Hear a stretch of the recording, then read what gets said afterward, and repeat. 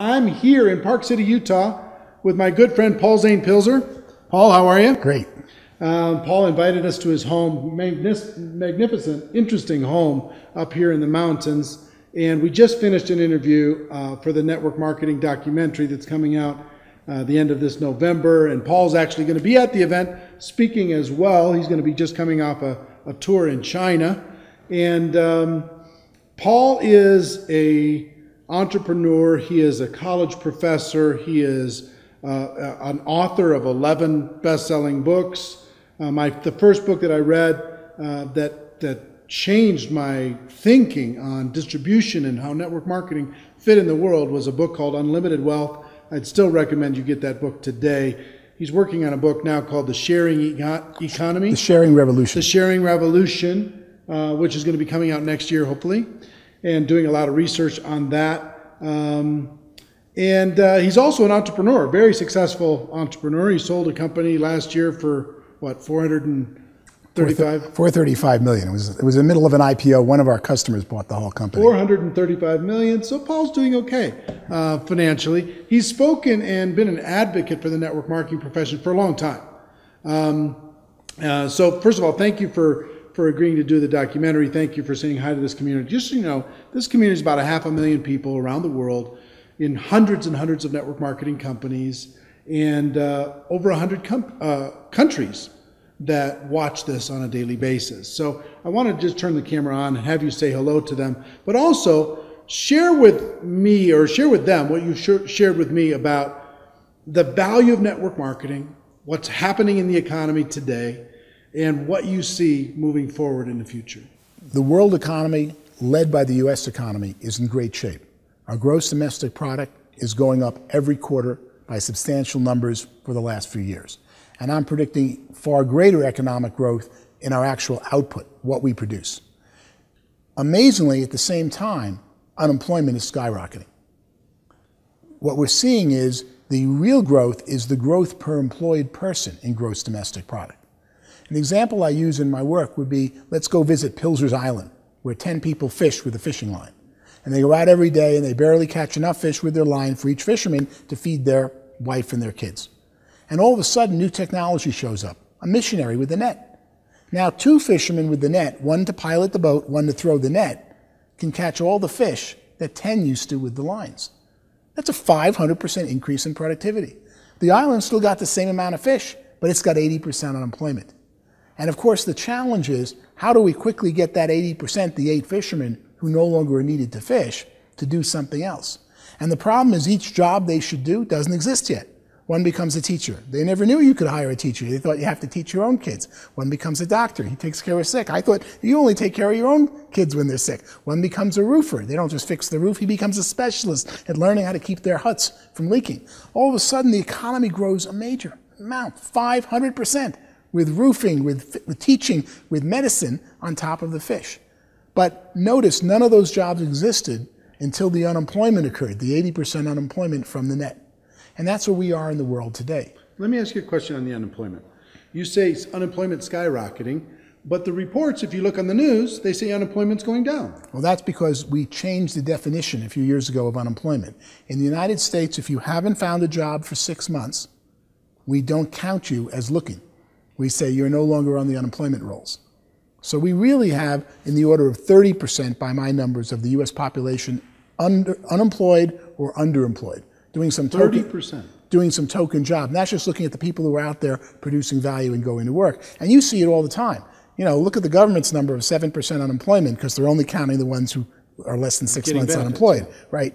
And if you look close at that, you go, it doesn't fit my reality. Take a list of, I like to take the list of the 24 little homes in the block I grew up on. Where are they now? And who's unemployed at 50 years old? Or do the unemployed list of your relatives, of your cousins, take some body of population, not based on where they work, and look who's unemployed, and you'll see 30% of the people in your life would love a job, would be working, but aren't finding something. Or would love a better job.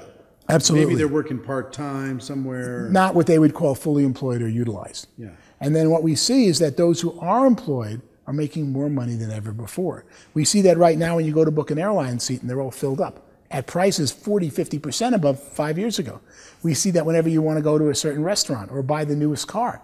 They're all producing them, but you have to wait for it. So those who are doing well are doing better and better than ever before, and they're about 50, 60% of our economy. The challenge and crisis is, what are we going to do worldwide with the people who are laid off because we no longer need vinyl records or digital CDs or CD-ROMs or all these new things as technology keeps changing, and we find better ways to do things more efficiently. Or Uber's so much better way of getting somewhere in a town than using a taxi, but someone's got to go retrain the taxi driver how to own his own car, take it clean, and become an Uber entrepreneur. Or Airbnb is a certainly much, much better way to go stay in a city than some horrible hotel room where you got to wait in line and check in, and you don't know who you're asking, and everyone's trying to sell you something at every time, and a cup of coffee is $8, than staying with some friend of yours. In fact, one of my employees just recently, I asked who uses Airbnb. Girl raised her hand. I said, how do you use it? She said, I rent out the couch in my studio apartment. And I looked at this young girl and I said, you feel safe renting out a one-room apartment, studio, and you feel safe renting the couch? Yes, I only rent it to graduates of Oberlin College. I go, why Oberlin? Well, they like music. It's a great music school. And I went there, and when they tell me who they are, I check out on the web. I sign in as an Oberlin alum, and I see that they're really who they are. And then we usually have a lot in common because they're often from the same class. What a great world. Have a fascinating guest this weekend, and she pays for 110% of her rent by renting 10 days in a ski town, the couch in her studio apartment, to someone who went to college that she may or may not have known before. We see so many improvements in the world due to technology happening fast. But the scary thing is, what are we going to do with the unemployed? And that, of course, brings me to why I love network marketing so much. And love is really the right adjective here. Because only network marketing goes out there and says your employment past doesn't determine your economic future. Only network marketing says, you convince me you really want this, I'll take the chance and hire you.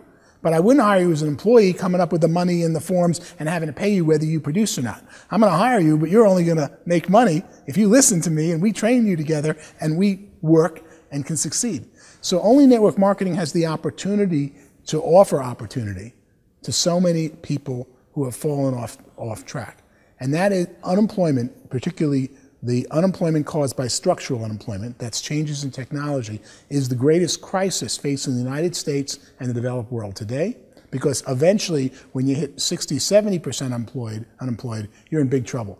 Saudi Arabia has 90% unemployment because they pay people for not working and they import all their labor, and they become the hotbed for spawning so many bad activities and bad formats. We're right behind them unless we find ways to retrain people who are displaced by technology, and network marketing leads the way in making that happen. So tell me what you think about the future of network marketing. As we retrain these people, new skills, entrepreneurial skills, we teach people how to be entrepreneurs, take charge of their life, run their own life, get away from that job if they want to, have that extra income, build a career. What do you see as the future? Well, ultimately, the companies that succeed today in network marketing, while they think it's their product or something that's unique, what they're really succeeding at is intellectual distribution, distributing information about a product or service that will improve your life. Original network marketing was carrying goods, distributing when there wasn't UPS, there wasn't the post office, and you had to take them out of your trunk and lug product all over the place. Today, network marketing, virtually every network marketing company, is really about somebody teaching something else to someone, teaching a better method to someone, a better product, a better business way of doing business. And that is the strength of network marketing, and that's the bottleneck. As new technology comes up that would allow an Uber, an Airbnb, or so many things I'm studying in the sharing economy to exist, someone's got to teach the consumer how to use the new technology.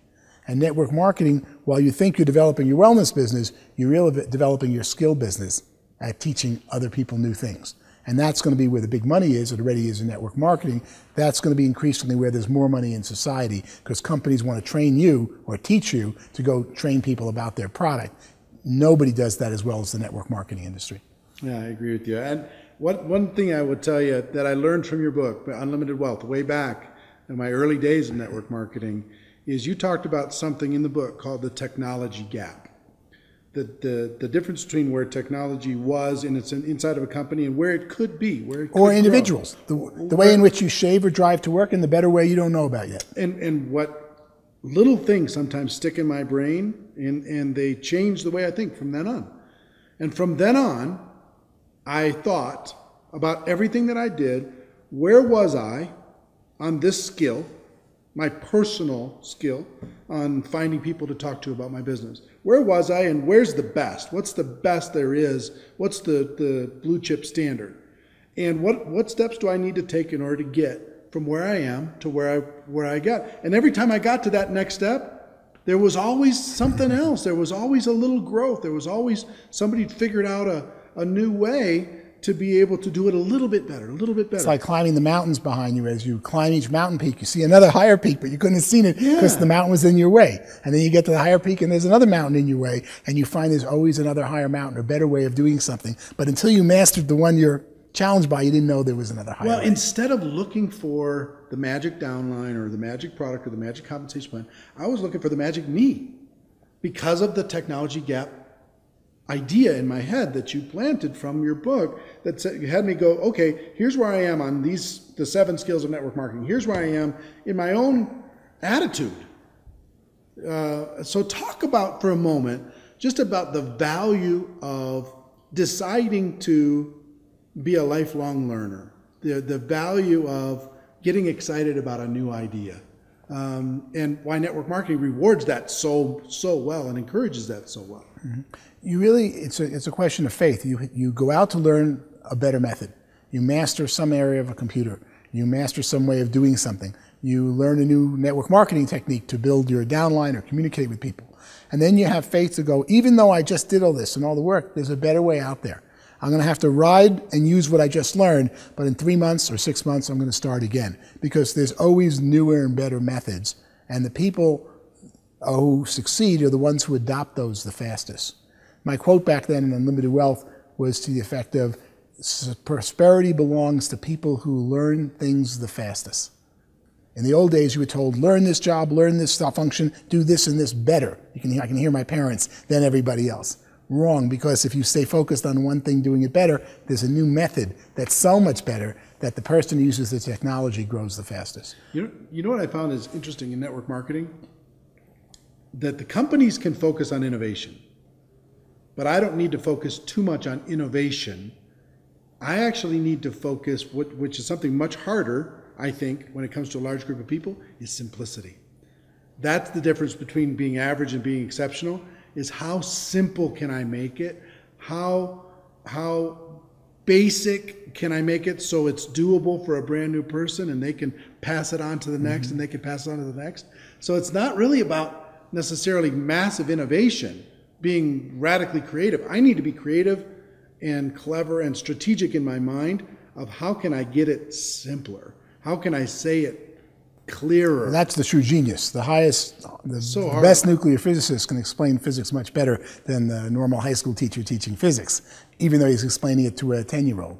And if you practice teaching, as you and I both have young children, practice teaching things to children in the 8 to 16-year-old range, that's when you learn you really know it. I keep going back to the drawing board when my children ask me questions about economics or politics, and I go, oh, no, I really can't explain it yet. And I go back for hours to go get a 5-minute explanation for them of something I thought I know. Only when you can teach it to a 12-year-old do you really understand the subject. Well, Paul, we talked, we've been taking up a good portion of the time today. We talked probably an hour and a half on just the documentary itself.